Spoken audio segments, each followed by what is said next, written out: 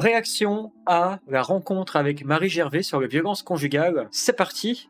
Donc là, c'est en présence de lycéens et c'est une femme qui a écrit un livre en 2020. C'est elle qui a écrit le bouquin Tuer le monstre. Donc c'est une autrice féministe qui parle de violences conjugales. Comment est-ce qu'elle en parle? C'est ce qu'on va découvrir.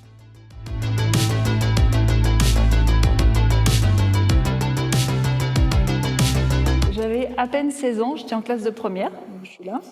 Et puis le petit rond rouge, c'est Thomas. Ah c'est... ouais, oh gars. Rien que ça c'est... Je sais pas si vous connaissez la Gestalt, c'est la science de la perception. C'est-à-dire que c'est l'endroit où le cerveau commence à traiter l'information, c'est l'endroit le plus facile pour manipuler des gens. Donc là, on a une personne qui nous montre une photo de classe avec déjà plein de points violets et un point rouge. Elle n'a pas encore commencé à dire ce qu'elle a à dire, je vois déjà qu'elle n'est pas innocente, parce que là, il y a beaucoup de violets, on dirait qu'ils sont ensemble, qu'ils sont communs, et il y a un mec rouge, c'est un intrus, ou c'est un élément perturbateur. Et ça me fait penser à ce pattern-là en Gestalt. C'est le mec qui est identifié comme étant le plus différent, comme étant pas comme nous, qui va se faire sacrifier. Parce qu'en fait, si elle avait mis aussi peut-être son propre visage d'une autre couleur, et peut-être le visage de chaque enfant dans une couleur différente, ça aurait montré la diversité de ce qui se joue. Mais là, elle est déjà en train de nous orienter, c'est comme s'il y avait plein de flèches qui pointaient dans une seule direction. On a tous les deux tout juste 16 ans, on est le premier copain, copine de l'autre, premier amour. Et pourtant, ça va pas empêcher les violences de se mettre en place. Parce que à cet âge-là, un premier amour, c'est très vite exclusif et donc excluant. Et en fait, ça prend tellement de place qu'on veut tout partager tout de suite, notre temps, nos activités. Mais c'est un énorme danger parce que si on tombe sur quelqu'un de toxique, voire de potentiellement violent, c'est un piège. Et on tombe sur quelqu'un de toxique. Oui. Apparemment, elle est innocente. C'est le mec qui était toxique. Alors, comment dire? Moi, ça me pose problème, surtout de voir qu'elle parle à des lycéens. Qu'est-ce que ça met dans la tête? C'est vous pouvez tomber sur quelqu'un de toxique dans une relation. On ne tombe pas sur quelqu'un de toxique. Il y a quelque chose qui se co-crée avec la personne. C'est-à-dire qu'il y a une personne, on va dire oui, lui il est toxique, mais en fait avec une autre personne, bah en fait non, il n'aura pas les mêmes comportements. Ça met une crainte pour les lycéens et lycéennes d'entendre ça. En fait, de ne plus rentrer dans la relation en mode je rentre dans la relation, je veux voir tout ce qui s'y passe, et il y aura des challenges de communication, évidemment, comme toutes les relations. Mais non, on va rentrer en tant que lycéen et lycéenne Avec de la méfiance. avec de la méfiance, en essayant d'aller pointer sur l'autre et d'aller repérer tous les comportements toxiques. Ouais, Et si on cherche, on va finir par les trouver. exactement. C'est mais Et donc là, si tu cherches les critères des personnes toxiques, alors ah bah on va voir si tu es quelqu'un. ah bah oui. Allez. La présence d'une personne toxique vous procure du stress. Est-ce que je te procure du stress? Des fois, oui. Oui, bah, je suis toxique. Bon, zut. Voilà. Alors quand je suis dans la retenue et que j'ose pas dire ou faire tout ce que je souhaite faire par peur d'avoir des remarques ou des critiques. Oui. Mais ça, c'est le cas d'une relation qui est toxique. Une relation. Pas la personne, la relation. Voilà. Vous avez peur de votre partenaire car il peut faire preuve de violence à votre égard. Oui. Alors, c'est marrant parce que faire preuve de violence, moi ce que j'entends là, c'est de la violence tigre, pas de la violence araignée. Mm. C'est la violence directe, Oui. c'est pas de la manipulation invisible. Et une personne toxique manque d'empathie. Alors mais si tu manques d'empathie tout en disant que l'autre est toxique, est-ce que c'est faire preuve d'empathie que de dire toi t'es toxique? Paradoxal. C'est très... Si la personne toxique, Oui. c'est celle qui manque d'empathie, ça veut dire que moi, si je te trouve toxique, je manque d'empathie. Mm. Oh, regarde la définition d'une personne toxique se fait au regard de votre seuil de tolérance vis-à-vis des agissements qu'elle envers vous. Incroyable, incroyable. Ouais. Écoute, je tolère plus rien, Ah bon? donc t'es toxique. Oh non. Il va falloir te remettre en question. Ah zut. Bah oui. Quoi? Non, c'est moi qui dois rien tolérer. C'est la personne qui est Non, victime. Si toi t'es tu toxique, manques c'est... d'empathie là. Quoi? Tu manques d'empathie. Une personne toxique peut l'être pour vous, mais pas pour une autre. Ah, Ah, bah ça c'est bien. il est pas mal cet article finalement.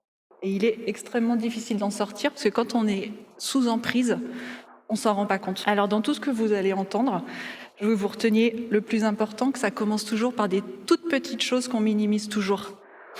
Alors n'attendez pas la première violence physique parce que c'est jamais par là que ça commence et que quand elle arrive, comme vous allez le voir, on est déjà sous emprise et on est incapable de réagir. Alors la première fois que j'ai pas osé dire non, donc 3 jours après ce premier baiser, les cours reprennent et moi j'ai pas vraiment envie d'avoir un copain, j'ai pas envie d'être en couple, mais je sais pas comment lui dire non.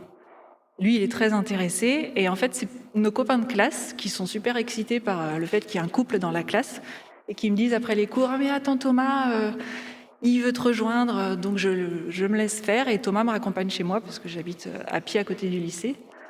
Le premier soir et puis tous les soirs. Et je ne sais pas comment lui dire non. Et je me dis que c'est pas grave, donc je laisse faire. Et au bout de 2 semaines, il me présente ses parents.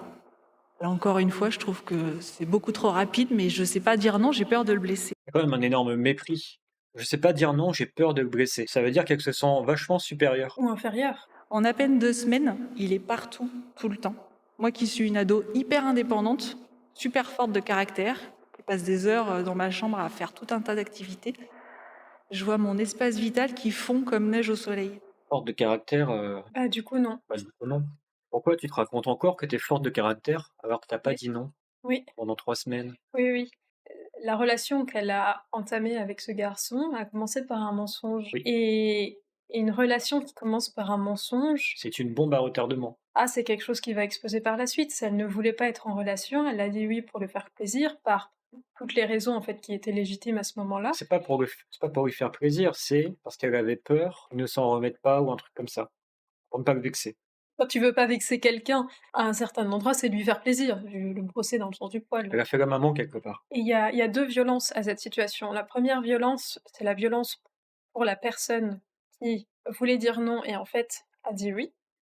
Donc ça, il y a quelque chose, un temps de digestion après qui doit arriver, c'est-à-dire à ce moment-là, je ne me suis pas respectée. Et il y a une violence aussi qui est pour la personne qui a entendu oui et en fait c'était non. Et ça, cette violence-là, elle est rarement mentionnée. Mmh. Ah oui, oui, c'est terrible. Ouais. On va toujours parler en fait des personnes qui ont pas su poser leurs limites et tant mieux qu'on en parle justement, mais parlons aussi pour les personnes qui étaient en relation avec quelqu'un, sauf que cette personne-là, en fait, à chaque fois qu'elle qu'elle, heu, qu'elle disait quelque chose, c'était pas ce qu'elle voulait dire. Ouais. Avec qui, si par exemple vous êtes en relation avec une personne comme ça, la question qui se pose c'est, en fait, vous êtes en relation avec qui? Oh, c'est terrible parce que imagine, tu as une copine, voilà, ça se passe depuis, 1 an, 2 ans, 3 ans, mais si tu commences à prendre au sérieux ce genre de discours, Ouais. ça se trouve ta copine elle t'aime pas, elle est sous emprise. Oui, Ça se trouve elle te dit oui, ça veut dire non depuis le début. oui, C'est terrifiant je trouve, oui. comme discours. Mmh. Mais c'est terrifiant parce que c'est un semi-discours. Si il y avait le discours entier, ça serait pas terrifiant et ça donnerait des vraies solutions aux gens, à ces adolescents. La première manipulation psychologique, dans le premier mois. La première Manipulation manipulation psychologique, psychologique. c'est elle qui l'a faite.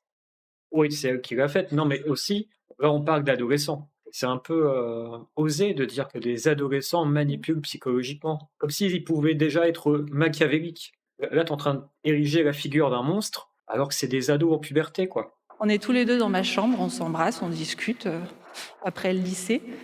Et un jour, il se lève, alors que tout se passe bien, il met ses chaussures et il s'en va. Et il me parle pas. Le lendemain, on se retrouve. À l'époque, il n'y avait pas de téléphone portable.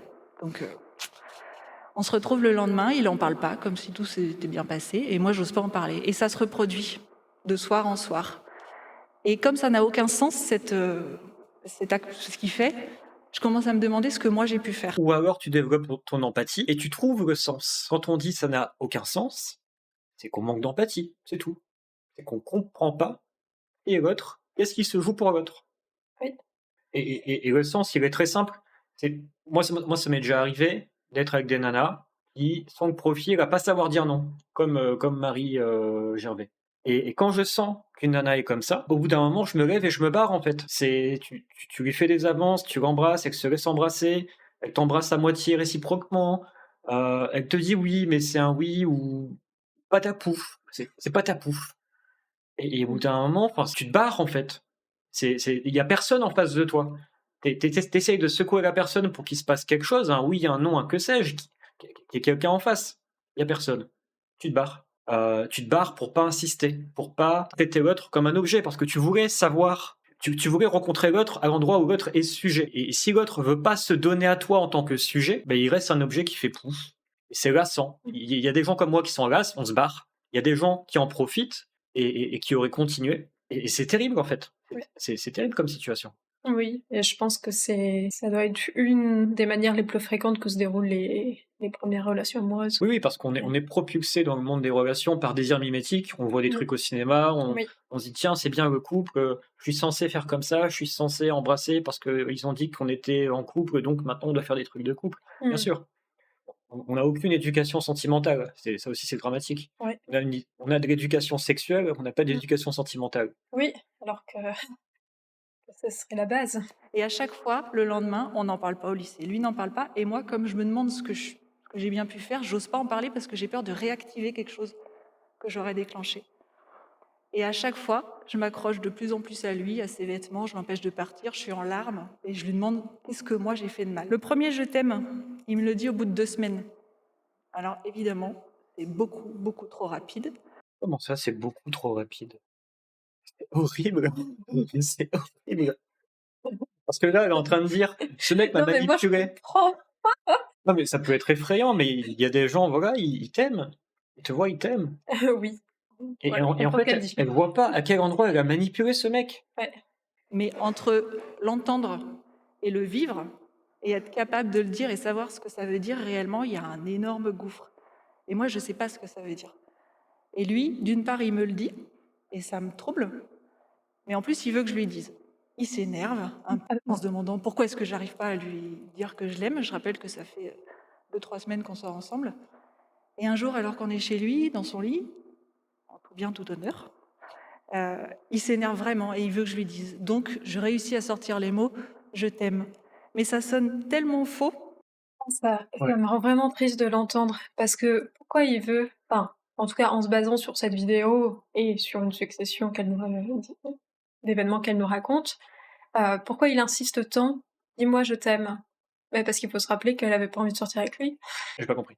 Bah, le gars insiste pour qu'elle lui dise «je t'aime». Leur histoire a commencé sur le fait qu'elle n'avait pas envie de sortir avec lui et a dit: «Oui, d'accord». Mmh. Moi, ça ne m'étonne pas que quelqu'un va chercher la confirmation de «Est-ce que tu m'aimes vraiment?» Ah bah oui, puisque visiblement dans la relation, il y a rien. Donc ouais. Donc il va aller arracher quelque chose dans l'espoir que c'est vrai et je peux comprendre de son point de vue que oui, c'est beaucoup, étant donné qu'elle déjà elle avait pas envie de sortir avec lui, donc sûr Ah que mais ça s'enfonce. Cette histoire ah s'enfonce, bah, ça va pas bien se finir. Parce que je le pense pas, je le ressens pas. Et je fais voilà. ça juste sous la peur, la contrainte. Qu'en fait, il s'énerve encore plus fort et qu'il commence à me dire « mais c'est quoi ton problème? Tu m'aimes pas? Tu me manipules ?»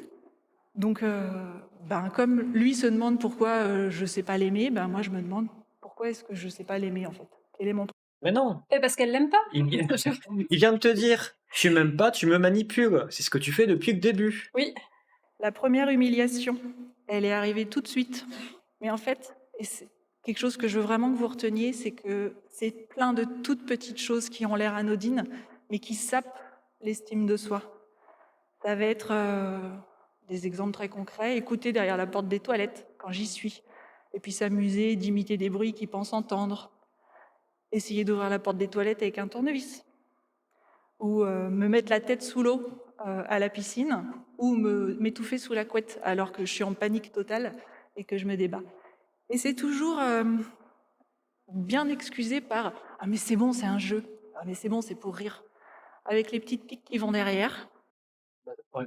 C'est lui, c'est un profil, tu sais, il y a le jeu, le drame et la tragédie. mmh, Son mec, il était dans le jeu, mmh, elle est dans la tragédie. Et ces toutes petites choses, cumulées, répétées, quotidiennes, ben en fait, ça détruit notre amour-propre. Et on se demande vraiment, encore une fois, ben peut-être que je dois mal faire les choses, en fait. Je suis trop comme ça, ou je suis trop comme ci, ou je suis pas assez comme ça. Il y a un gros sous-entendu, en fait, qui est son angle mort, c'est qu'elle est une bonne personne qui essaye de bien faire les choses. oui, Sous-entendu: oui, «Je suis pas une salope». oui, oui, oui, oui. Avec, comme, la plupart des êtres humains, un gros besoin de reconnaissance Ouais. et je pense qu'elle s'est enfoncée là-dedans dans elle s'est sacrifiée à un Oui. endroit au Ah oui, début. Elle totalement, a commencé totalement, la bien relation sûr. par un sacrifice. Arrêter le sacrifice, c'est compliqué. Alors, qu'est-ce qui se passe dans la plupart des cas? On continue la relation dans l'espoir que ça va s'arranger. Et non. Non. Quand on commence une relation basée sur le sacrifice, sortir de ça est très compliqué et surtout que ça arrive à notre conscience. Je pense que c'est arrivé à sa conscience parce que Moi, je pense pas que les gens soient vraiment bêtes. Je pense que il y a des sursauts de ah, je voulais dire non, bon, j'ai dit oui, etc. qui viennent, mais au lieu d'assumer ça et de reconnaître à quel point elle s'est fait manger et elle a participé à son propre sacrifice, hein, elle va attendre que l'autre le reconnaisse, probablement. Moi, je sais pas où ça va. Je sais juste que D'accord. j'aimerais pas être dans la voiture. Ouais. Ok. La première relation sexuelle et toutes les premières fois sur la sexualité. On l'a fait le 14 février, mis à part que c'est un peu caricatural. C'était extrêmement rapide, beaucoup trop rapide, puisque ça faisait 1 mois et demi qu'on sortait ensemble et qu'on... Voilà, c'était mon premier copain, j'étais sa première copine. C'est surtout beaucoup trop rapide parce que j'étais pas du tout prête et j'en avais pas du tout envie. C'est pas très inspirant, hein, pour des jeunes, je trouve, et j'ai l'impression que parce qu'elle a pas vécu l'amour, elle veut que les autres ne le vivent pas non plus. Elle veut que ces jeunes-là ne vivent pas l'amour. Non, elle veut les protéger de ce qui lui est arrivé à elle, sans pour le moment donner les clés. Mais là, attends, on est à 7 minutes. Mais quand tu dis qu'elle veut les protéger, peut-être que la plupart des jeunes, en fait, vivent des relations beaucoup plus facilement qu'elle, ce qu'elle a vécu. Et peut-être qu'elle a une jalousie des gens qui ont des facilités amoureuses. J'en sais rien. En fait, c'est juste pour vous montrer que pendant 1 an et demi, entre la première et la terminale, j'ai vécu toutes les formes de violence. Alors, pas les cyberviolences, parce qu'il n'y avait pas le téléphone portable, que je vais vous décrire. Et qu'en fait, ces violences n'ont fait que se répéter après, parce qu'on a fait les mêmes études, la même fac, la même promo, pendant 8 ans. Donc ce soir-là, 14 février, on le fait. Sauf que pour nous deux, première fois égale pénétration par le pénis. Et en fait, tout ce qui aurait dû précéder ça, la découverte de nos corps, le fait de prendre le temps, tout ça, c'est arrivé dans un second temps. Je pense qu'aujourd'hui, pour vous, c'est un peu différent tout ça. Vous avez beaucoup de discours sur le consentement, vous avez des séries comme Sex Education qui peuvent préparer beaucoup. À l'époque, c'est vraiment aberrant. À l'époque, c'était à l'époque avec les moyens que les gens avaient. Je suis même pas sûr qu'à l'époque, les gens étaient, parce que là, ce qu'elle dit, c'est qu'il lui a sauté dessus comme dans un film porno. C'est ce qu'elle dit, en fait. Il y a pas eu de découverte du corps, il y a juste eu de la pénétration et du coup, ça me fait plutôt penser à une relation moderne, en fait. Ah bon? Bah, je sais pas, moi, je trouve pas pertinent son truc qui dit, «Avant, on n'avait pas la série Sex Education sur Netflix». Tu regardes les statistiques sur la sexualité des jeunes aujourd'hui, sur les relations amoureuses, c'est pas ouf, en fait. Ah oui, C'est vraiment pas ouf. c'est même en déclin. Moi, ce qui a fait mon éducation sexuelle, c'était les mangas et les animés. C'est dans les mangas et les animés, j'ai appris à respecter les femmes, à les mettre dans une position un peu de déesse, tu sais? Genre, même si les mecs, ils ont des super pouvoirs, les gonzesses, dès qu'il y a un héros qui mate un peu les boobs, bam! Elle met une grosse gifle et le mec, il tombe par terre, tu vois? Et il y a un truc où la femme est un objet de désir sacré et qu'il s'agit de respecter et toi, à côté, bah, tu es toujours un petit peu un fanfaron, quoi. Bah oui. Et il y a beaucoup l'aspect aussi romance dans les animés, les mangas. Je matais aussi beaucoup de shoujo, les mangas pour filles. C'est surtout ça qui a fait mon éducation sentimentale, Mmh. pas sexuelle, sentimentale. J'ai pas de désir, mais il insistait encore et encore. En fait, il a jamais utilisé la force pour toutes les premières fois. Il a toujours, en tout cas la force physique, il a toujours utilisé la manipulation. Insister, insister, insister pour me dire mais moi j'ai envie de ça, allez s'il te plaît, allez s'il te plaît, allez s'il te plaît. Jour après jour, semaine après semaine. Il a jamais écouté mes non, donc il a tout fait passer par l'insistance. Allez, tu verras, tu vas aimer ça, c'est bon. Ah, c'est bon, t'es chiante, t'es coincée, on s'amuse pas avec toi. Donc à chaque fois, il a fini par briser ma résistance. Parce que c'est terrible à dire, mais ça devient plus facile de finir par dire oui tout de suite, plutôt que de passer des jours, des semaines à dire non. Et d'entendre, tu veux jamais vraiment. Comme d'habitude, tu dis non au début, mais après, tu es contente. C'est à 29 ans, 13 ans plus tard, qu'une thérapeute a posé les mots de viol conjugal. J'ai pas compris que ça me concernait. J'ai mis des années après avoir entendu ces mots à comprendre que ça avait teinté toute notre sexualité. La première pilule, 2-3 semaines après le début de notre vie sexuelle, monsieur a décidé qu'il voulait plus mettre de préservatif. Et puis, une fille, ça prend la pilule. Donc j'ai dû, sur le champ, là, devant lui, appeler ma mère pour lui demander de prendre rendez-vous chez le gynéco pour moi, pour prendre la pilule. Donc déjà que je ne suis pas maître de mon corps, de mon désir, bah, je ne suis pas maître non plus de ma contraception et j'ai pas mon mot à dire. Parce que je l'aime, je dois faire ça pour lui. Ah. T'as pas l'air de beaucoup l'aimer, hein? Bah, Comment ça, oui. parce que tu l'aimes? Ah non! Elle dit parce que je l'aime entre guillemets.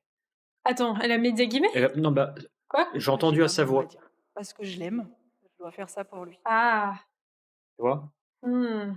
Ah oui, parce que c'est étonnant quand même, donc au début elle l'aime pas et s'il se passe tout ça, elle l'aime. C'est plutôt sous la contrainte, je l'aime, Oui, ça. Mmh. oui, oui, parce que moi j'entends aucun amour depuis le début, Non. si ce n'est pour justifier le fait qu'elle subisse des trucs. Oui, oui, oui. Ah ça me rend triste, hein. Mmh. Et puis comme je sais mal aimer, une petite couche de culpabilisation pour me faire lâcher. En fait, elle est victime d'une injonction à aimer, Mmh. mais qui ne vient pas de la société, qui vient du fait que c'est totalement éponge, qui contrôle par le non-contrôle Oui. et qui, dans son intégration, découvre l'amour, mais avec une relation totalement désintégrée. Mmh. Comme ses limites sont à chaque fois manger, manger, manger, bah, il y a pas de Mais manger dans la mesure où elle contrôle le mec, pour ne pas l'énerver, pour avoir la paix. tu peux détailler? Bah, c'est le contrôle par le non-contrôle. Oui, mais détaille, Ah, pour les personnes qui nous écoutent. bah, je te contrôle dans la mesure où je ne te contrôle absolument pas et je te laisse tout faire. Parce qu'en faisant ça, je fais de toi un dieu et je te rends vachement dépendant à moi. En fait, c'est une manière de provoquer l'amour fou de quelqu'un sur soi. Si cette personne, tu lui permets tout, tu lui fais vivre l'impression que cette personne est un dieu. Ah oui, que le gars est un dieu. Ouais. Si t'es une petite nana, il y a un mec, tu lui permets tout, tu lui fais vivre la sensation d'être un dieu, en fait.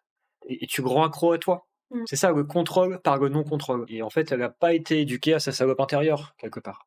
Elle l'a subi totalement. Ah oui. Elle se retrouve dans une relation homme-bête, femme-objet, Mmh. de manière totalement passive ou en déni d'ailleurs, en déni. Violence physique, au bout de 2 mois, une claque, un jour dans la rue. Je ne sais pas pourquoi je l'ai reçue cette claque, je ne le sais pas sur le moment, mais comme j'ai déjà été bien entraînée à accepter, je me dis que si j'ai reçu cette claque, c'est que j'ai dû la mériter. Donc je dis rien. Viendront de très nombreuses gifles, dont certaines font tomber par terre, et des coups de poing, dont une série de coups de poing à 18 ans sur mon épaule, là, qui m'ont laissé un énorme œuf noir, et en plein été, une trace qui a duré des semaines sur mon bras. En 8 ans de violence, c'est la seule trace que j'ai gardée. Pour vous dire que, les violences physiques ne sont pas forcément le signe d'une relation violente, et que 2, il y a énormément de façons de faire mal sans laisser de traces. Au bout de quelques semaines, je suis la femme de sa vie. Ça, il me l'a dit très, très, très, très vite. Donc, je suis la femme de sa vie, mais je suis aussi la dernière des putes ou une salope. Parce que je vais regarder un garçon ou parce qu'un garçon me regarde.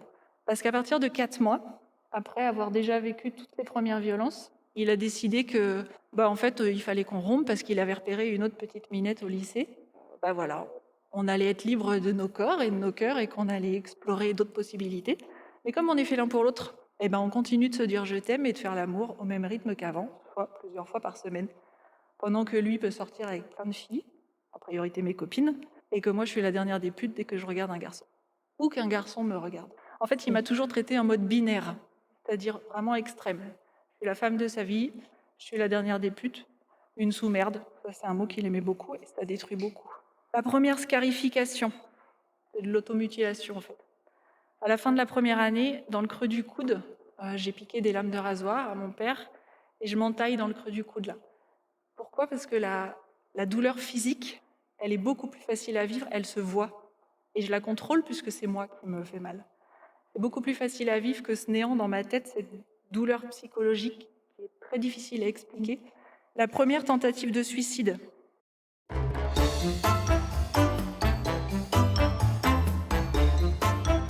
C'est la première et dernière, heureusement, parce qu'il n'y en a eu qu'une. Donc ce soir-là, on a 17 ans, on est en classe de terminale. On a une soirée tous les deux chez mes parents qui ne sont pas là, et une dispute éclate, et il part après des injures. Alors d'habitude, il fait comme s'il partait, mais il revient, il me plaque contre le mur ou par terre, il me donne des coups de poing, ou il plaque son front contre mon front pour me hurler toute sa rage et toute sa haine, et combien je lui gâche la vie. Et cette fois-là, exceptionnellement, il s'en va. Et c'est la première fois que ça arrive, et moi je suis complètement perdue. Je suis en larmes par terre, et je veux juste que ça s'arrête, cette souffrance s'arrête. Donc je vais chercher des médicaments que j'avale avec un verre d'alcool parce que j'ai vu ça dans un film. Plein de médicaments et je m'allonge dans le canapé. Et il revient, heureusement on va dire. Il voit que je vais pas bien parce que je suis un peu dans les vapes, beaucoup même. Il me fait vomir en me disant que je suis la femme de sa vie, qu'il m'aime, que je dois pas faire ce genre de bêtises. Puis après il me fait l'amour. Et on n'en parle plus jamais. Jamais en fait. C'est bien un 8 mec. ans. Jamais personne. C'est bien un mec. Elle essaye de faire une tentative de suicide et la sauve. T'es en mode grand prince. Bah ouais, je t'ai sauvé. On baise. C'est- Ouais, ça fait très Disney. Oui, ça fait très Disney. Bon, c'est terrible, la scène qu'elle raconte. Bon, ils ont 17 ans, quoi. Que j'avale avec un verre. Et cette fois-là, exceptionnellement, il s'en va. Oui, quand elle dit ça, exceptionnellement, il s'en va. C'est vraiment toute la suite logique de je me suis sacrifiée, c'est extrêmement douloureux, j'espère que ça s'arrête, et j'espère qu'il va reconnaître ce qu'il fait, et j'espère que la situation va s'améliorer par un coup de baguette magique. Alors que s'il était resté, ça serait pas OK. Le fait qu'il soit parti, c'était pas OK. Le mec est piégé dans un scénario où quoi qu'il fasse, c'est pas OK. Oui, oui, oui. En fait, le seul truc qu'il aurait pu faire, c'était peut-être la quitter en se rendant compte qu'elle ne l'aimait pas, mais elle Ouais. ne lui donnait pas cette porte de sortie. Ouais, ouais, ouais. Ah, Elle se rend pas compte qu'elle le prend au piège. ça- C'est terrible, c'est terrible. oui. Même que je dois pas faire ce genre de bêtises. Puis après, il me fait l'amour. Et on n'en parle plus jamais. Tous les on n'en parle plus jamais, on n'en a pas parlé, etc. Tout ça, Tout ce on, c'est des petites choses qui se mettent sous le tapis et qui moisissent. Dans ce cas-là, il y a des choses palpables, comme les violences physiques notamment. Mais dans d'autres relations, c'est des petites choses, sans qu'il y ait de violence physique, qui se mettent sous le tapis et qui pourrissent quand même la relation. Et au bout d'un moment, il y en a un des deux qui se dit ah, je te quitte, c'est terminé. Et l'autre, il sait pas pourquoi. ah oui, le truc, et on n'en parle plus jamais. Mm. Ce on, mais tu dis on pour pas dire je, Oui. pour ne pas avoir à t'individuer et à dire que c'était ton besoin d'en parler. Ouais. Et depuis le début, tu racontes l'histoire de ta vie où tu ne t'es pas incarné. Ah, c'est violent. C'est terrible. Ouais. Ça me... Voilà, l'histoire des humains, de pas s'incarner. Ça a commencé avec le fait qu'elle ait pas dit non au début, quoi. Mm. Et c'est pire que ne pas dire non. Tu dis non, tu restes silencieuse. Si le mec est pas trop con, il te laisse tranquille. Mais le fait qu'elle dise oui, qu'elle commence à mentir, Jamais, en fait, en 8 ans. Jamais personne n'a rien vu, rien entendu, rien pressenti. Et surtout, jamais, jamais personne ne m'a posé la moindre question sur cette relation qui aurait pu me permettre de répondre oui. Oui, elle a un gros personne ne me sauve. Il aurait fallu que les gens viennent me sauver de ma propre situation. Et en même temps, quand on est piégé, parce qu'on peut l'être, dans cette situation, c'est difficile d'en sortir. je pense qu'il y a un truc aussi où je n'ai pas été préparé. C'est pourquoi je vais vous préparer. Pourquoi elle fait cette conférence? Ouais. Oui, oui, oui, c'est ça. Je vais faire en sorte que ça vous arrive pas. Pour le moment, il n'y a pas de clé. Parce que du coup, ce Ah qu'on non, a dit il y en a pas. n'ont pas été dit. Donc, quand on entend ça en tant que jeune au lycée, il manque quelques briques de la scène. Et c'est ce qui me pousse à vous dire de parler, de poser des questions à vos amis. De ne pas attendre de voir si oui, mais elle n'a pas de traces. Bon point. Voilà, d'en parler. En 95, ce qu'on voit des violences conjugales, c'est des femmes qui ont des grosses lunettes noires pour cacher leur coca, qui se cassent des bras tous les 4 matins en tombant dans les escaliers, qui témoignent à la télé avec des perruques, des grosses lunettes et puis une fausse voix, parce que ça fait trop honte d'être victime de violences conjugales. Et puis ces femmes, c'est souvent des femmes qu'on voit soumises, qui sont à la maison, qui s'occupent de leurs enfants. Et un homme pas très cultivé en face, souvent au chômage, alcoolique, complètement macho, dont on voit la violence. Bref, c'est clairement pas moi, c'est clairement pas lui et c'est clairement pas nous. Donc je ne peux pas être victime de violences conjugales. Encore ce désir mimétique, c'est enfin, tu vois, au début, elle dit je t'aime pour suivre un modèle. Mm. Et là, pareil, à la télévision, le modèle dit qu'une femme battue, c'est ça. Je ne me reconnais pas dans ce modèle, donc je ne suis pas une femme battue. Mm. C'est une personne qui ne vit pas son individualité tellement elle se vit dans des modèles. Là, ça a été fait sous le coup de c'est pour ton bien. Mais je t'aime, on est fait pour être ensemble. Moi, je sais ce qui est mieux pour toi. Tu as juste à m'écouter. Tu es un peu nul, ok, des fois, tu sais pas aimer, mais moi, je sais ce qui est bien pour toi, donc fais-le. Donc, ne vous laissez jamais déposséder. Ne laissez personne nier vos émotions, vos ressentis, votre peur et surtout votre besoin de prendre le temps dans une relation. Alors oui, alors personne nier vos émotions et donner les moyens aux gens de prendre soin de vos émotions. Bah déjà, les exprimer, Déjà les on exprimer. voit que c'est pas facile. Hein. Mais et les exprimer, parce qu'il y a l'art et la manière d'exprimer les émotions, parce qu'on peut dire, «Oui, mais j'ai exprimé ma colère, ma tristesse» et cetera. Mais souvent, de la manière dont c'est fait, pour la personne en face, c'est difficilement recevable. Parce que c'est exprimé de manière fausse. Pour moi, une émotion exprimée de manière vraie, elle touche la personne en face. Oui.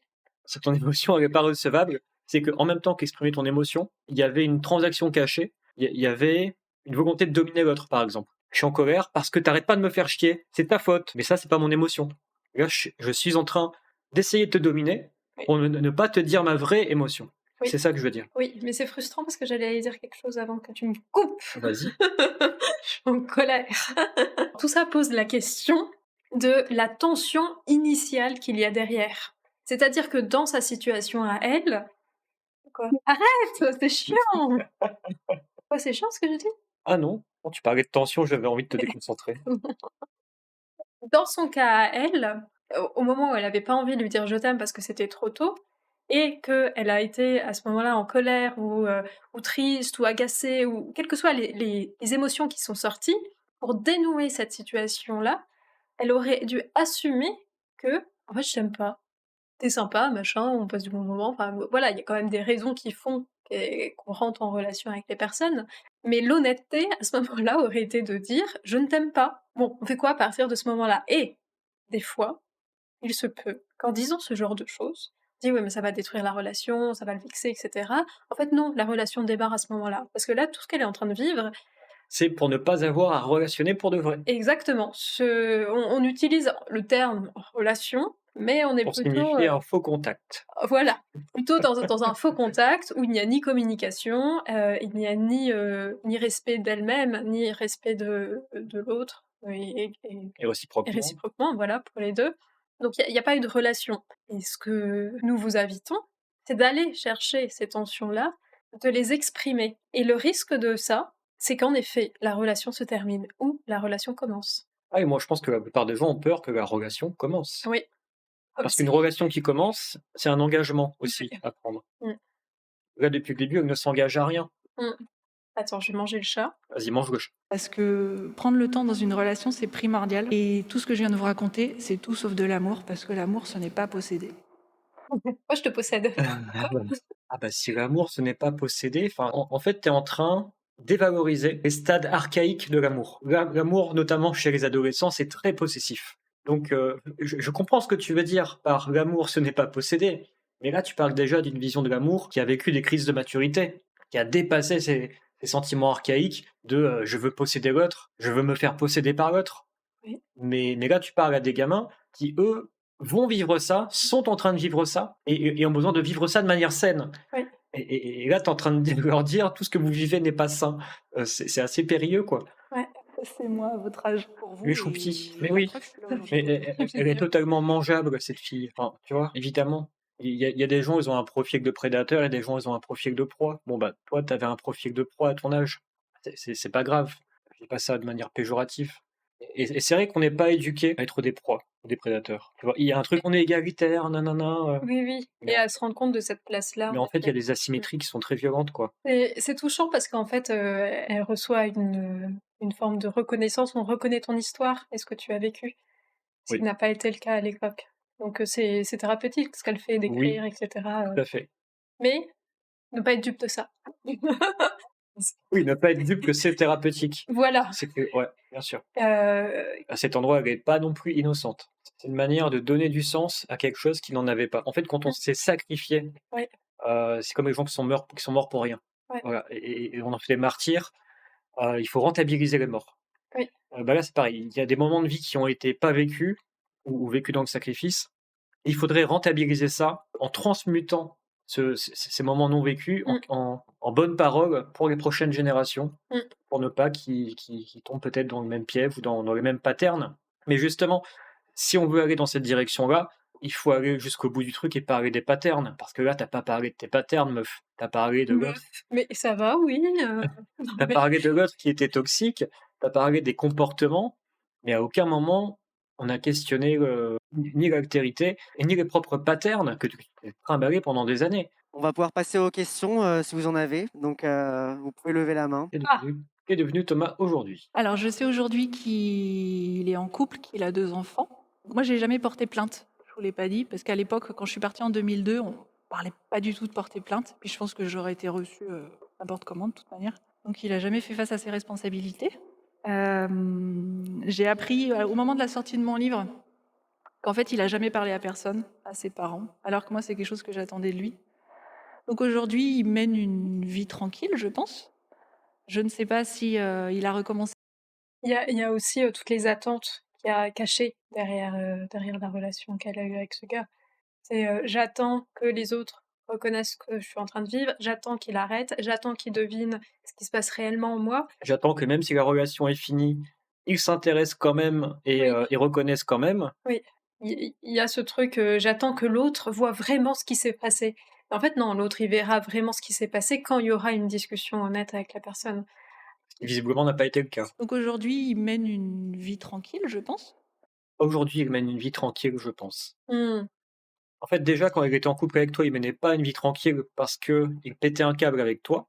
Et je pense que dans sa vie actuelle, il n'est toujours pas en paix avec sa propre violence parce il n'en comprend pas l'origine. Et il ne peut pas en comprendre l'origine Oui. s'il ne comprend pas ce qui s'est vraiment passé avec toi. Que depuis le début, tu ne l'aimais pas. Et que du coup, tu as fait semblant.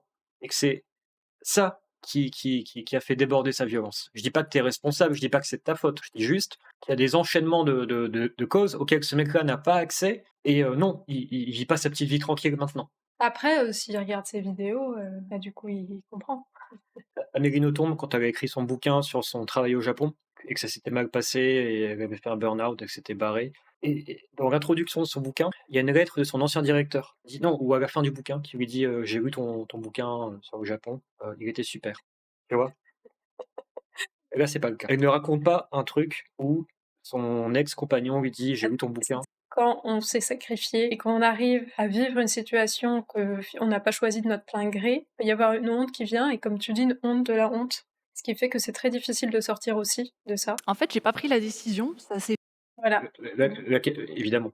La question affichée, c'est: «Comment avez-vous pris la décision de quitter?» Moi, les nanas que j'ai connues qui avaient ce genre de profil, c'était exactement pareil. Mmh. Elles ne prenaient pas de décision. Oui. Alors, en fait, j'ai pas pris la décision, ça s'est fait tout seul et je suis vraiment pas vraiment capable de l'expliquer. Au bout de 8 ans, donc on était partis sur Paris pour poursuivre nos études et on passait toutes nos vacances ensemble. Et il veut que je vienne avec lui ensuite chez ses parents. Et en fait, c'est pas vraiment une demande, c'est tu viens, un point. C'est présenté sous forme de question, mais. Et cette fois-là, je dis non. Mais je sais pas ce qui m'a donné la force de dire non. C'est la première fois Ah. que je dis non. Peut-être parce qu'il y avait ma famille avec moi et que je me suis sentie la force. Après 8 ans, un premier non qui vient du cœur. Ça, c'est bien. Moi, je trouve il y a pas de mauvais âge pour grandir. Oui, oui, oui. Mmh. Mais surtout que, d'une certaine manière, ça l'a fait grandir, un peu plus vite que des femmes qui pourraient découvrir à 25, 30, 35 ans. Et donc je reste dans ma famille et je me retrouve avec un cousin plus âgé qui a eu beaucoup de problèmes dans la vie et je pense que on va dire, nos souffrances se sont parlées parce que pour la première fois en 8 ans, je commence à raconter quelque chose. Et en racontant, et je ne sais pas par quoi j'ai commencé en fait, et je ne sais même pas comment c'est arrivé dans la conversation. Et à partir du moment où j'ai commencé à parler, j'ai tout déversé derrière. Et c'est c'est en m'entendant parler en fait que j'ai pris conscience que ça faisait 8 ans que je vivais des violences. Donc c'est vraiment, ça montre aussi, ça paraît aberrant et c'est le problème de l'emprise. C'est extrêmement difficile de s'en rendre compte de l'extérieur quand on l'a pas vécu. Et j'espère que vous ne la vivrez pas. C'est qu'en fait on s'en rend pas compte pour la plupart. Elle appelle emprise, c'est de la fusion, en rejetant la faute sur l'autre, du coup. Oui. Et il y avait une femme, je saurais pas citer son nom, qui parlait de fusion-confusion. J'aimais bien. Mmh. Et du coup, diffusion. Et oui, oui, clairement, Ah oui, ouais. c'est une énorme fusion. Qu'est-ce qu'elle disait avant? Zut, j'allais dire un truc. C'est le problème de l'emprise. C'est extrêmement difficile de s'en rendre compte de l'extérieur quand on l'a pas vécu. Et j'espère que vous ne la vivrez pas. C'est qu'en fait on s'en rend pas compte pour la plupart. Enfin, il y a des femmes qui ont conscience mais qui n'arrivent pas à partir, mais moi j'en avais pas conscience. Je pensais que c'était ça ma vie et de toute manière pour moi il n'y avait pas d'autre vie possible.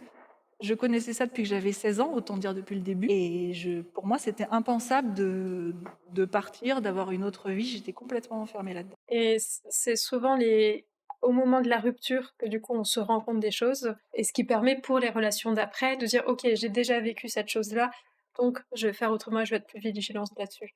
C'est vrai que du coup quand quelqu'un se met en relation très jeune, et surtout si ça dure, il n'y a pas eu Ouais. ce temps de rupture qui permet de se dire oula, Oui, il y a pas de recul critique. ouais, Ouais. ouais, ça c'est un peu foireux ce qui s'est passé. Ok, je prends connaissance de ça. On peut pas ne pas vivre en fait ça. Je crois que protéger les jeunes de, je sais pas d'autre terme que la violence des relations, parce qu'il y a une violence à C'est être ça, en relation exactement. et elle existe et on peut pas se protéger de ça. Par Ouais. contre, c'est qu'est-ce qu'on fait avec cette violence-là? C'est, pour pas que mais tais-toi! Avec cette violence-là, pour pas aller dans des situations où ça devient complètement moisi et que tout est crispé, tendu et que ça continue comme ça, bon train, je cherche les expressions, bon quoi? tu te démerdes. Bon train mal fagoté. Bon, il y a ça? Comment c'est? Bah, avons-en la suite. Ah bon? Mais tais-toi! Je vais arrêter de faire de réact avec toi, hein. C'est chiant. Non, mais c'est chiant et puis même pour les gens, que tu Non, me mais ce sera coupé, t'inquiète. oui, mais bon, c'est chiant pour moi On parce que va ça mais on me va prend garder les ça moments me marrants. tend. Aïe, aïe, aïe! OK. VSS. Bon, allez, voilà et du coup, comment on peut considérer cette violence-là qui existe, qui fait partie des relations? Je suis d'accord. Toutes les relations sont violentes et les jeunes sont pas prêts à ça, on leur dit pas. On leur montre toujours le bon côté. Bon, non, non, toutes les relations sont violentes Ouais, et il va falloir apprendre à faire avec d'une manière un peu vertueuse, je te recite. oui, merci. Et elle-même, depuis le début, était dans l'espèce de gestion de la violence de son mec. Il fallait que son mec soit pas violent, donc elle lui dit ce qu'il veut entendre pour ne pas qu'il soit violent. Et donc, depuis le début, elle était dans une espèce de relation non violente. Enfin, tu vois, il y a cette injonction à la Oui, relation non violente oui. qui fait qu'elle était dans le contrôle de son mec, en étant un peu une femme objet. Tout ça pour ne pas vivre l'endroit où, en fait, une relation, c'est violent, et du coup, l'amour aussi.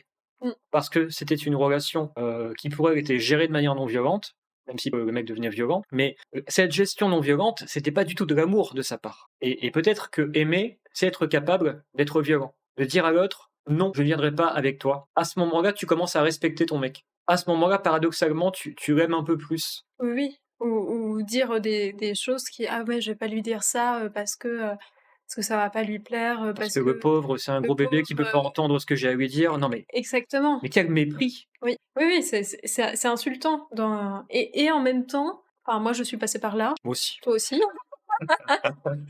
voilà, visiblement ça fait partie de l'histoire des humains, de passer dans ces étapes-là de je vais protéger l'autre, alors, je vais me conformer pour pas le blesser. Ça peut être aussi pour se protéger soi. Attends, j'ai perdu mon ah mince. La suite? Voilà, attends, il y avait autre chose à dire.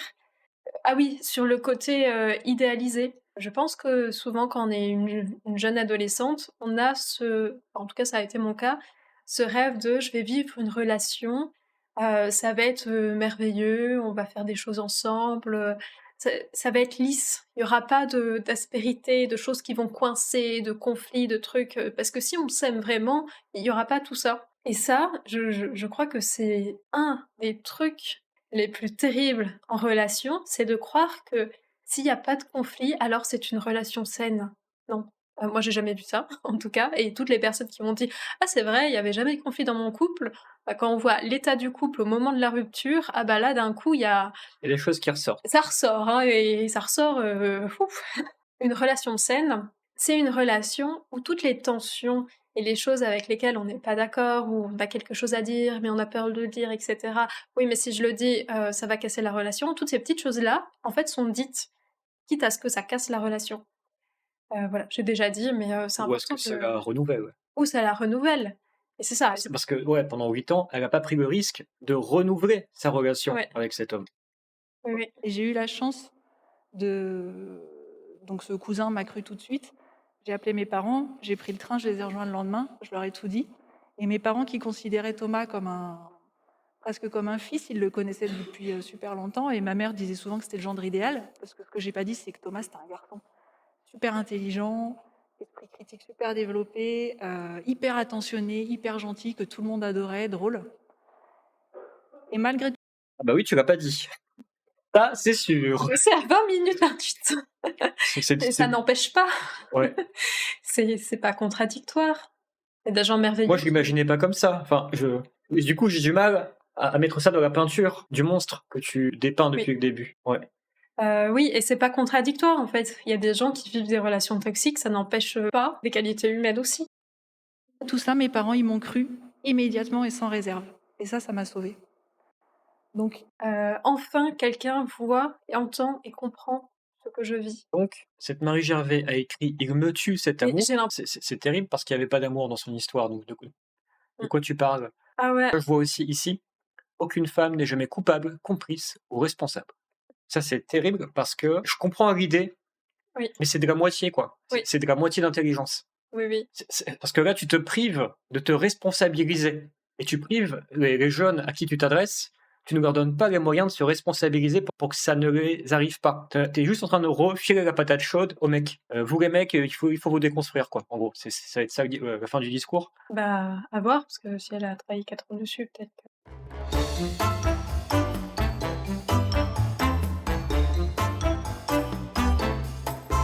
Il faut absolument que vous ayez pas de honte si vous êtes victime à poser des questions. Enfin, pas à poser des questions, à parler. Copine, frère, sœur, à poser des questions. Pour permettre à la personne de dire ce qu'elle vit, en fait. Si la personne est prête aussi à le dire. Ah, ok, oui. Comment doit-on réagir quand on est un enfant témoin ou victime de violences psychologiques? Je pense Périlleux comme qu'il question. faut... Enfin, j'allais dire peu importe à qui on parle. Il y a des personnes qui sont évidemment mieux placées, mais il faut absolument en parler. Il faut En parler à des adultes. Oui, mais ils sont où les adultes? peur de... Alors ça peut être, si vous êtes lycéen, en parler même au sein de votre lycée. Dire, bah voilà, dans ma famille, il se passe ça, et je ne sais pas à qui en parler, parce qu'ils vont vous orienter vers une association, vers des personnes qui vont vraiment pouvoir, ne serait-ce que vous entendre, en fait. Parce que on est enfin en train de reconnaître, et c'est archi récent, ça date de cette année-là, que les enfants qui sont de couples en violence conjugale sont maintenant considérés comme des victimes. Parce que c'est aussi grave, en fait. Même si jamais ils ne vont être battus, ou ils sont quand même pris dans cette emprise. Donc il faut absolument parler, même si vous n'êtes pas sûr que c'est la bonne personne, au moins vous pourrez être orienté. Mais, Pourquoi vous ne portez pas plainte aujourd'hui? en fait, je me suis reconstruite. Aujourd'hui, j'ai 2 enfants, dont un qui est à votre âge, qui est au lycée, et une qui est au collège. Et voilà, ma volonté maintenant d'avancer, c'est de témoigner, et de venir témoigner notamment auprès des lycéens, parce que les lycéens et les étudiants, en fait, tous ceux, les moins de 25 ans, on en parle très peu pour les violences, parce qu'ils ne sont pas dans les études, surtout ceux qui ont moins de 18 ans. Et j'ai pas de colère, de ressentiment, et c'est aussi pour ça que je peux en parler aujourd'hui. Et en fait, c'est marrant parce que je m'étais pas posé la question avant que le livre sorte et qu'une journaliste me pose la question. En fait, c'est tout un parcours de porter plainte. Ce qui est clair, c'est que si à l'époque, enfin, si j'avais vécu ça aujourd'hui, j'aurais porté plainte, très clairement. Mais dans mon cas, à moi, aujourd'hui, j'ai pas d'intérêt de porter plainte. En fait, j'ai pas envie de tout remuer. Je préfère avancer et faire ce que je fais aujourd'hui, en fait. Mais c'est extrêmement personnel, et il faut porter plainte, très clairement. Alors, Oh, il y a quand même des choses à dire. c'est terrible la fin. Elle disait quand même, dans cette interview, qu'elle disait si je porte plainte, j'aurais été entendue. Il est même pas bien reçu, pas bien accueilli, ouais. Voilà, donc ça, c'est Ce qui est probablement vrai. ce qui est probablement vrai. Bien sûr, ça, c'est un des grands sujets, ce qui fait que là, elle est bien reçue dans cette conférence, et ça lui fait du bien. Mais il y a aussi le fait de porter plainte, quelque chose qui remonte souvent, et bah, c'est aussi le rôle de la justice, c'est d'aller la questionner. Si je porte plainte, on va me poser des questions. On va me demander pourquoi j'ai pas dit non.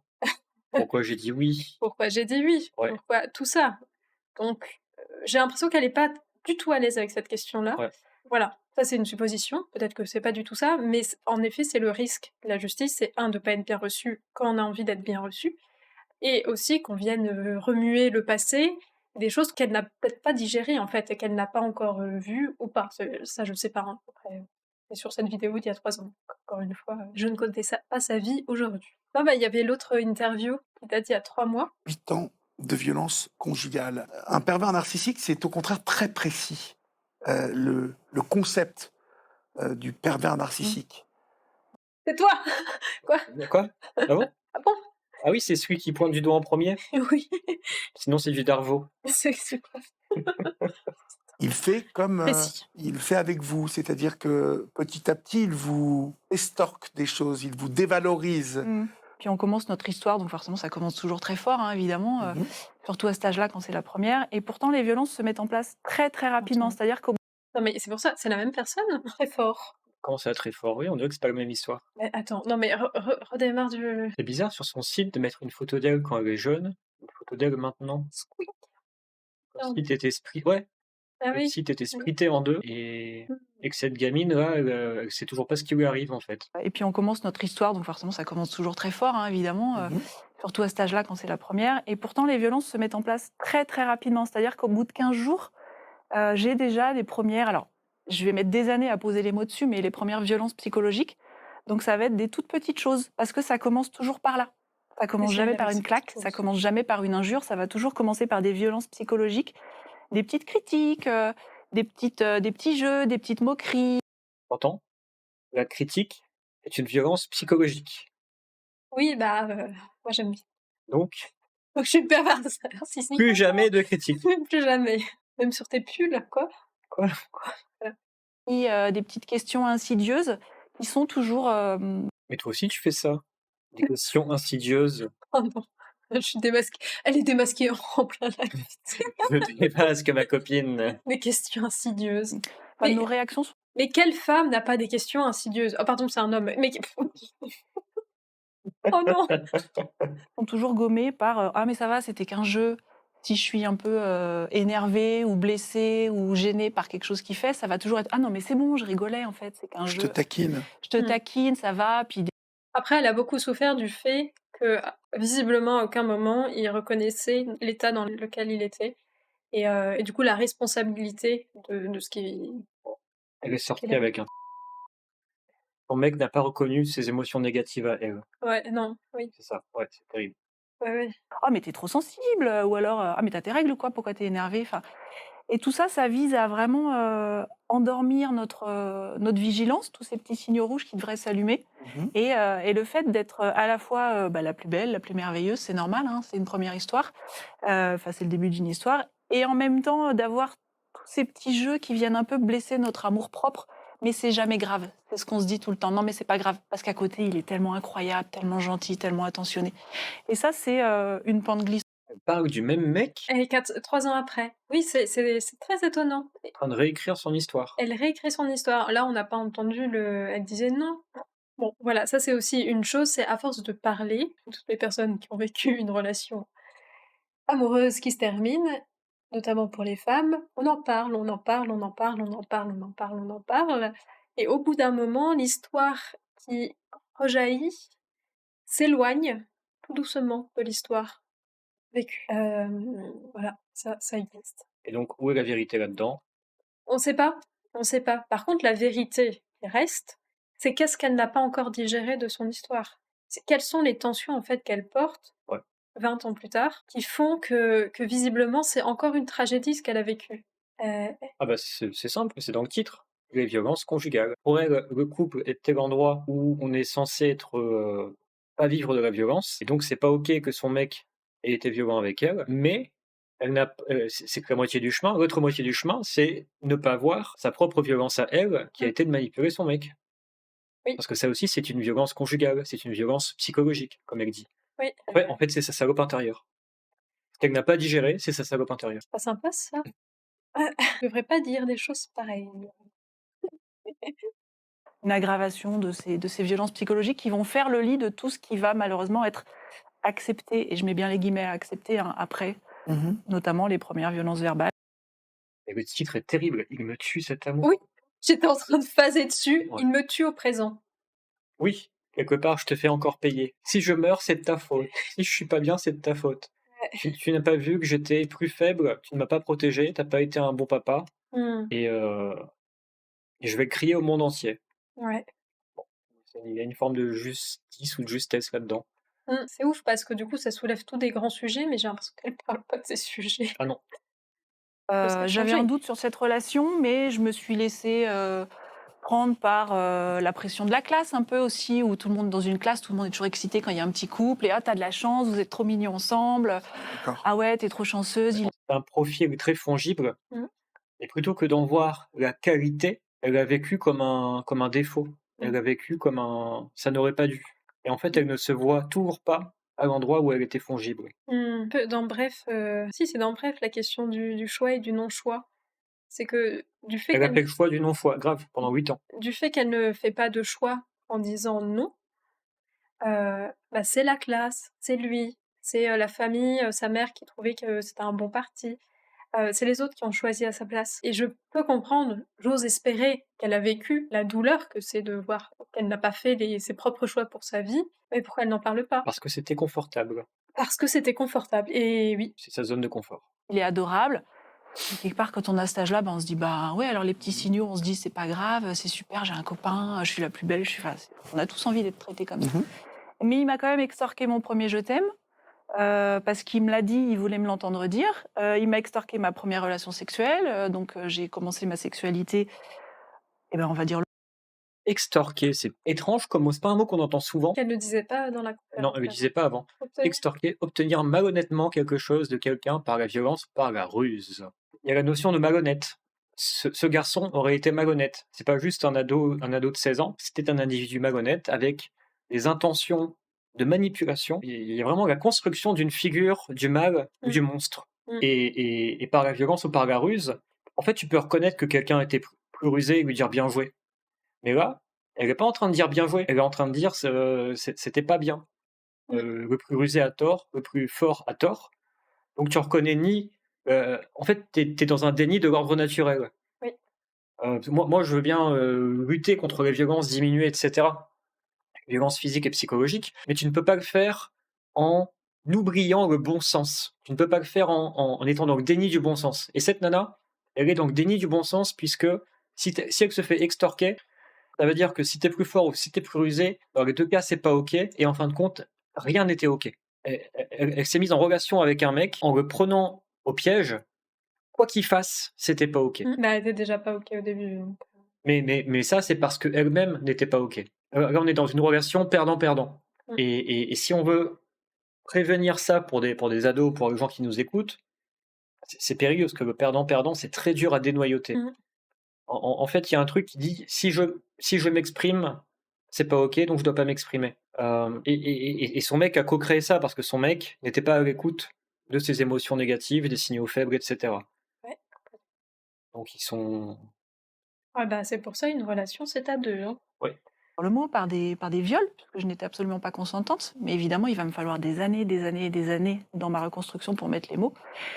Et donc aujourd'hui, je veux plus parler d'amour. Je peux pas dire que j'étais amoureuse parce qu'en fait, tout m'a été pris de force. En fait, ce qu'elle ne dit pas, c'est j'ai été faible. Mm. Et il m'est arrivé ce qui arrive aux faibles. Oui. On m'a pris de force dans la mesure où je pouvais même pas dire non et j'ai dit oui pour faire plaisir, non pas forcément au mec, mais à la classe et au groupe. On est dans le groupisme, bref. La première chose, c'est qu'il m'a pas isolée de ma famille. Mais le fait est quand même que je n'ai jamais rien dit à mes parents, alors que j'étais très proche de mes parents. Ça a été un peu plus. Non, mais ce que j'allais dire, le fait est que je n'en ai pas parlé à mes parents. Sous-entendu, il est la cause du fait que je n'ai pas parlé à mes parents. Si elle n'a pas parlé à ses parents, c'est qu'elle n'a pas parlé à ses parents dans un contexte avec ce gars qui a favorisé le fait qu'elle n'avait pas parlé. Au bout du bout, c'est elle qui parle. Et c'est là où soit on accepte en fait qu'on n'est pas suffisamment capable, on est faible en fait, et qu'on ne peut pas s'exprimer. Et ça, c'est tout un travail aussi à se pardonner ce qu'on a été. Bah, il y a aussi un truc qui dit je n'ai pas envie. Moi, ce que j'entends aussi, c'est je n'ai pas envie de remettre en cause mes parents. En fait, si t'as pas parlé à tes parents, c'est qu'il n'y avait pas le contexte favorable où tu pouvais parler à tes parents avec tes parents. Et ce que j'entends là, c'est que tu es encore en train de protéger tes parents à un endroit où ils ont peut-être pas fait leur taf entièrement, parce que c'est le principe d'un parent. Un parent ne peut jamais faire totalement le taf. Et non seulement t'as rien dit à ton mec pour pas créer d'embrouille, en plus t'as rien dit à tes parents pour pas créer d'embrouille. C'est ça en fait, ta perversion. C'est que tu veux protéger tout le monde de toi-même, de ta propre violence, de ta salope intérieure. Et du coup, elle prend tout. Et tu prends tout sur ton dos, du coup. Ouais. Mais du coup, ça revient à ce que je disais dans la vidéo de Bref 2 sur la chaîne Institut Epséité de Trigor. Je vous invite à aller la voir. Il y a l'aspect moi je parle et il y a l'aspect l'autre qui reçoit. Il faut qu'il y ait les conditions pour que la personne reçoive et que la personne s'exprime. Après, elle pouvait peut-être pas parler à son mec aussi, parce que la dynamique était totalement inverse. C'est-à-dire que son mec était dans un toi recevoir et elle était dans un moi recevoir.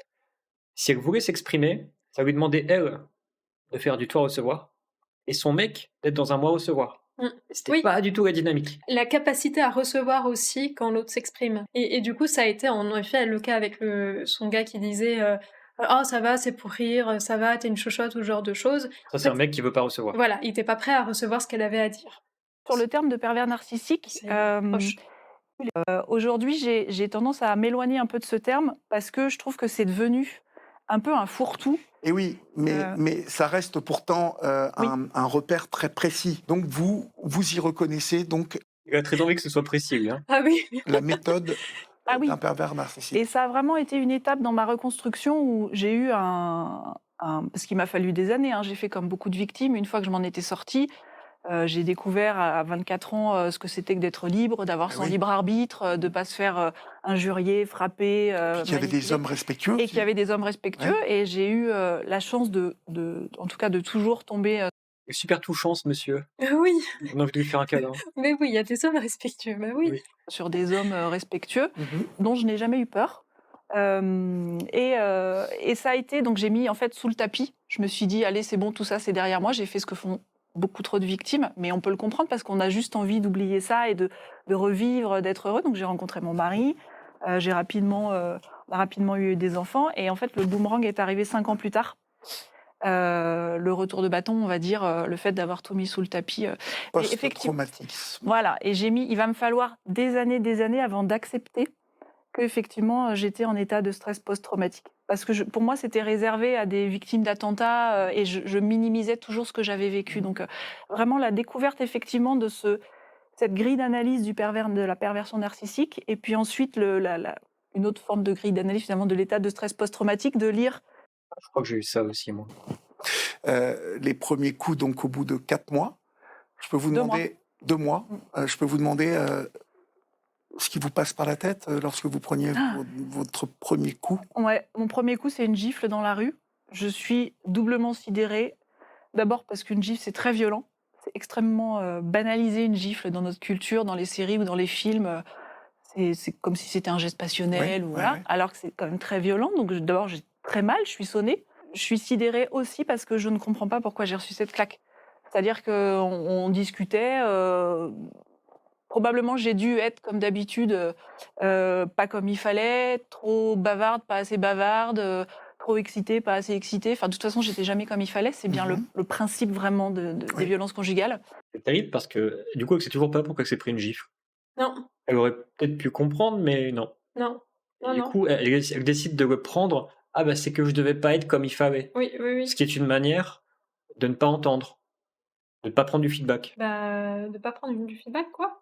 Comment ça? C'est une manière pour elle de ne pas prendre, de ne pas entendre son mec. Ah, pourquoi elle s'est pris une gifle? Ouais. Ah, peut-être qu'il l'a pas dit, peut-être qu'elle a rien dit. Enfin, en fait, c'est compliqué, ce genre de relation-là. C'est que si la scène s'est passée: «Ah, le gars lui fout une gifle», il s'est passé quelque chose. Le gars lui fout Non, une mais moi, gifle, quand je me prends une gifle, je sais pourquoi. bah, visiblement, elle le sait pas. Oui, c'est ce que je dis. Oui, peut-être qu'après, comme elle disait, «On n'a rien dit, on n'en a pas reparlé» et cetera. Du coup, elle va broder tout un tas de trucs de pourquoi, mais visiblement, là, elle sait toujours pas, donc Mais en fait, pour moi, c'est que le pourquoi, elle l'a mis sous le tapis. Peut-être que j'invente des trucs. tu penses qu'elle sait? Je pense qu'au fond, elle sait, mais elle le met sous le tapis. Oui, moi je pense, c'est ma croyance qu'on sait dans les relations ce qui se passe. Quand j'entends une personne qui dit: «Ah non, je savais pas», C'est à la fois vrai et à la fois, on sait toujours à moitié. ouais, Surtout quand tu crées des patterns comme ça, que tu te trimbales toute ta vie, quelque part, tu sais à moitié, sauf que tu le mets sous le tapis, quoi. mmh, Et bon, après, c'est nos croyances. Je dis pas que c'est des vérités, ce qu'on dit là. oui, tout à fait. Mmh. Parce que ça peut être très violent à entendre, hein, j'entends. Mais si on vous dit ça, c'est pour vous donner des solutions. C'est pas pour que vous vous tapiez avec et vous vous sentiez coupable ou je sais pas quoi. C'est pour Oui. vous donner des solutions. En tout cas, moi, dans ma vie, c'est ces petits moments de lucidité en me disant: «Ouh!» Je veux dire que toi, c'était arrivé. Moi, ça m'est arrivé, bien sûr, et quelles que soient les situations, que ce soit relationnelles, que ce soit, autres, professionnelles, au niveau de la santé ou quoi que ce soit, heu, avec des degrés de gravité, on peut dire comme ça, que j'ai vécu, j'avais souvent une petite voix dans la tête qui disait: «Ouh, attention!» C'est pas pour autant qu'on écoute ces petites voix-là. C'est ça. C'est ouais. Qu'est-ce qu'on fait avec ça? Peut-être, c'est quelque chose à travailler, à se dire, «OK, ces voix-là que j'entends», ces voix, Jeanne d'Arc. de les considérer encore plus. Quand on est dans une situation d'emprise, comme elle peut le dire, ou on va juste parler d'une relation malsaine ou qui n'est pas soutenante, ça se sent dans le corps. Le fait de pas se sentir bien, d'être stressé, tous ces signes-là, en fait, on les sait. Non, ça c'est toi. Quoi? Il y a des gens, ils sentent pas leur corps. Les gens qui sentent pas leur corps, eh ben, apprenez. OK, stop. Être trop bavarde, pas assez bavarde, trop excitée, pas assez excitée. Enfin, de toute façon, j'étais jamais comme il fallait. C'est bien le principe vraiment des Oui. violences conjugales. Donc, on ne sait jamais sur quel pied danser, on ne sait jamais comment être, on est complètement perdu. Et puis, je me prends cette claque qui n'a aucun sens. Donc, en fait, ce que je me dis moi, et il part. En fait, ce qu'elle dit, c'est qu'elle se fait formater par une image. Oui, attends, Et puis, bon, comme j'ai 46 ans aujourd'hui, donc les téléphones portables n'existaient pas. il part. C'est ça, tout le truc, elle s'est pris des trucs, il part. Donc à 46 ans, elle cherche le sens de tout ça. Ce qui est... Oui, pardon, t'allais me dire. Bah, je sais plus. Donc, il rentre chez lui. Oh, Et le lendemain, on se retrouve au lycée. Et il arrive va me comme le s'il payer. s'était rien passé. Oui, je comprends. C'est insupportable quand t'as un truc à dire avec l'autre cause. Oh, pardon. Je préfère ne pas te pardonner pour me venger. Ah bon? Oui. Tu vas te venger comment? Je vais m'enlever ton chocolat, voilà. Super gentil, adorable. Et moi, je comprends pas parce que je me dis, mais enfin, c'était quand même très violent. C'était la première claque que je recevais de ma vie, mais il en parle pas. Et moi, comme je suis déjà en train de subir toutes ces violences psychologiques qui viennent grignoter mon estime de moi-même, qui Oui. fait que je me pose beaucoup de questions, je me remets en cause, je me dis qu'est-ce que je fais mal, je me dis que je vais pas en parler non plus parce que je me dis. Mais les gens savent pas se poser des questions. Oui, voilà, c'est quelque chose que j'observe de plus en plus. Ma vie en premier espace d'observation, c'est qu'on peut passer beaucoup de temps à se poser des questions, mais pas à se poser les bonnes questions. Oui, oui. Ce qui fait que, voilà, là, il y a le point central, c'est vos questions de votre vie. Et là, c'est tout le chemin spirituel, développement personnel, les livres, les podcasts, les trucs, les questions, les machins. Et puis hop, vous tournez comme ça. Alors, des fois, on a l'impression qu'on travaille sur soi, etc. Mais en fait, si on va pas se poser les bonnes questions, eh ben, on peut passer en fait toute notre vie à se dire tiens, c'est bizarre quand même. Généralement, les bonnes questions, eh ben, c'est pas celles qui nous plaisent le plus. Ah non, c'est la question du Vexamonde. Et voilà. Généralement, il y a une bonne raison aussi à pas se poser les bonnes questions parce que c'est très vexant. C'est pas celle qu'on a envie de vivre. Voilà. Et souvent, ces questions qu'on ne veut pas se poser transpirent dans notre œuvre de vie. Par exemple, si des gens écrivent un bouquin sur les violences conjugales, peut-être que la réponse est dans le titre. C'est-à-dire qu'elle-même, en fait, a fait preuve de violence conjugale, mais c'était Oui. du passif-agressif, du coup, c'est jamais vu, nommé et reconnu et pardonné. Mm. En fait, elle ne sait pas pardonner, c'est ça le vrai fond la vraie tension. Exactement. Oui, oui. Je me dis que je vais pas en parler non plus parce que je me dis si j'ai reçu cette claque, c'est que j'avais dû déclencher quelque chose qui l'a énervé et j'ai pas envie de réactiver ça. Il y a les deux côtés. Il y a le côté c'est de la faute de l'autre, c'est lui qui est responsable de tout, ou il y a l'autre côté qui est pas sain du tout, c'est ce qu'elle est en train de faire, c'est de ma faute. Tout est de ma faute, sans se poser les questions qui vont dénouer les tensions. Et les questions qui dénouent les tensions, ça se discute à deux. Hélas, je ne crois pas que écrire des livres ou écrire des podcasts ou des films sans discuter avec les personnes puisse réellement dissoudre toutes les tensions. Et C'est une manière de réécrire l'histoire à son avantage. voilà, ça peut arriver dans certains cas. Je laisse quand même la porte ouverte si j'ai un exemple quand même. J'ai un exemple aussi. C'est possible dans les cas où tu réécris l'histoire en sauvant l'autre aussi, en ne faisant pas de l'autre un monstre.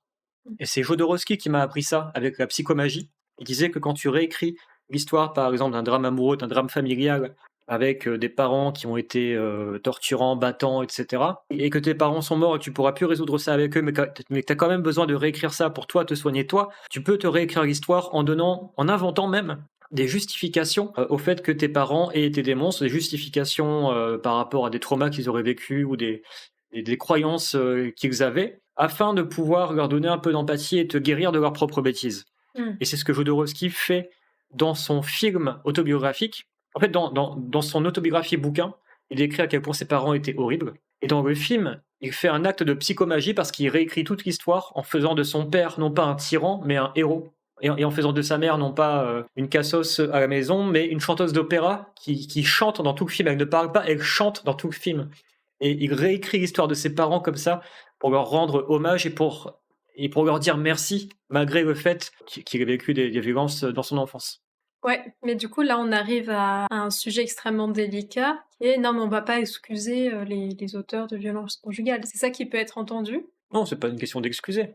Oui, et justement, C'est de c'est créer du sens, donner du sens. exactement, exactement. Mais je pense que c'est important de nommer la nuance, que c'est pas excuser, mais bien créer du sens pour pouvoir se libérer de cette tension-là. Voilà, dans le cas de personnes décédées, en effet, ou de personnes où c'est impossible de communiquer avec, Mmh. parce que de toute façon, si on peut pas communiquer avec les personnes, à quoi ça sert de garder cette tension? Si cette tension sert à écrire des livres, des trucs et moteur, elle peut être, hein, moteur dans la vie, pour créer des choses, mais si elle devient plus un fardeau, oui, en effet, là, c'est pertinent. De Bah, c'est pertinent de se libérer de ces tensions et créer du sens. Ah oui, ouais, de faire Mmh. un acte thérapeutique. Je pense que voilà, on ne doit rien à la personne qui nous violente. Mhm. Donc, s'il faut partir, vraiment partir sans se retourner. Imagine la femme de ce mec, elle tombe sur la vidéo, elle lui dit: «Mais c'est toi le mec du film?» Tu fais une dépression, il m'a jamais dit: «Tu es folle». Il savait trouver les bons mots. Tu fais une dépression, je vais leur expliquer, ils vont t'interner. Et puis quand tu seras guéri, quand tu iras mieux, ben, ils vont te renvoyer à Paris, puis on refera une autre vie ensemble. Mhm. Et ça, moi, ça me C'est terrible. Ouais, terrifiait.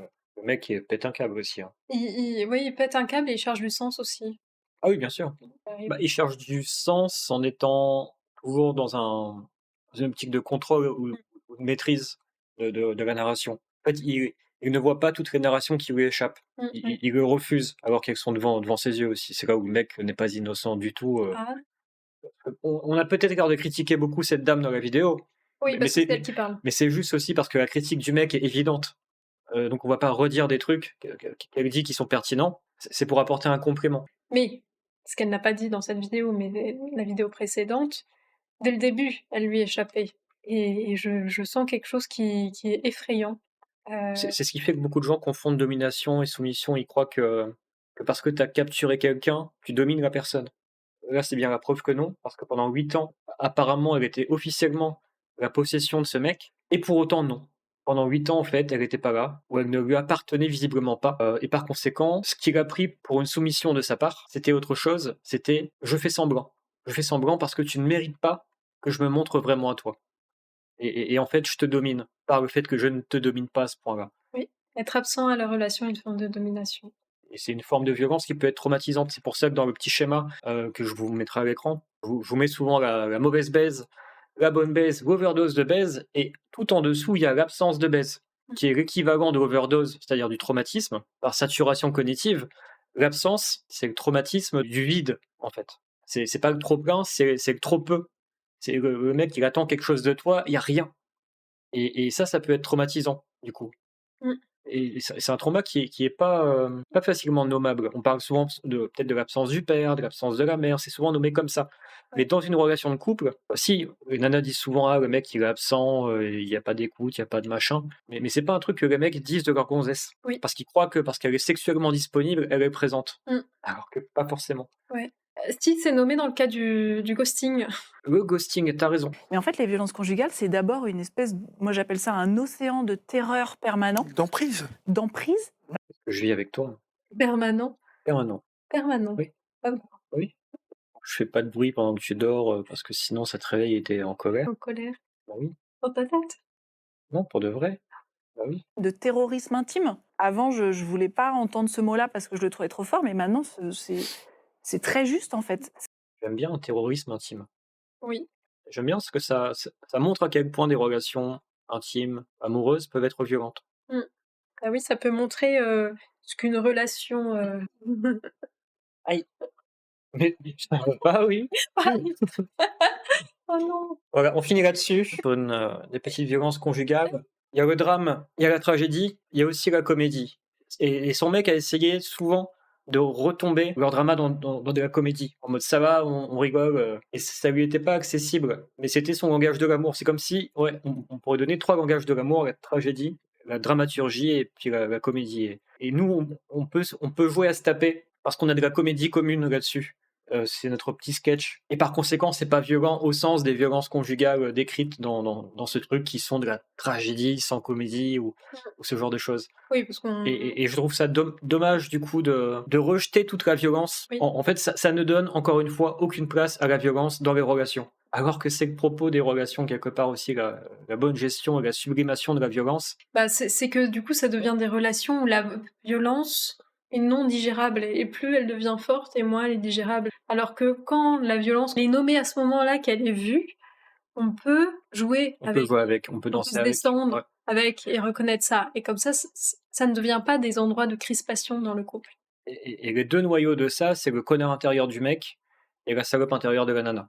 Et à chaque fois que ça n'est pas assumé, ça crée de la violence conjugale au sens perverse, malsaine, comme ce qu'on voit là-dedans. Voilà, c'est tout pour aujourd'hui, c'est tout pour ce petit react. C'était Trigor et Marion. Tu peux pas avoir un pseudo comme moi, toi? Et Marion. Macaroni.